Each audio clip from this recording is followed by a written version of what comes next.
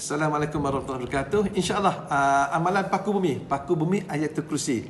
Paku bumi ayatul kursi. Jadi bunyi kita memang bunyi pun hebat dan amalan pun hebat dalam semua. Bila tuan semua? Pada 6 bulan 7 iaitu jam 2.30 petang hingga pukul 5 petang. Ustaz akan kongsikan bagaimana tuan-tuan nak gunakan air kursi wakaf 7. Mungkin ramai anak-anak yang dah join dengan Ustaz, memang ramai yang dah kenal ayat kursi wakaf 7, tapi ramai juga yang tak kenal apa itu ayat kursi wakaf 7. Yang kebanyakan yang kenal wakaf 9. Jadi Ustaz akan ajar tuan semua bagaimana mengamalkan ayat kursi wakaf 7 untuk sebagai satu kaedah untuk nak pasak bumi.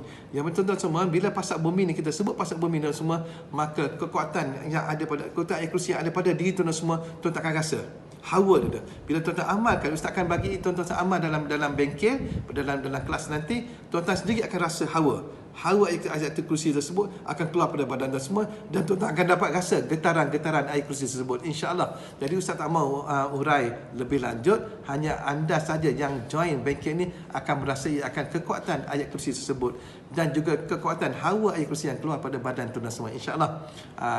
Kebanyakan orang yang tahu, Ustaz ulang sekali lagi, hanya yang ada setengah orang tahu hanya ayat kursi wakaf 9, tapi Ustaz akan bongkarkan tu semua ayat kursi wakaf 7. Bila Ustaz terima ayat kursi wakaf 7 ni, ayat kursi wakaf 7 Ustaz terima pada tahun 1974 lagi, berdekat kepada sahabat Ustaz yang mana memang daripada dulu sampai sekarang.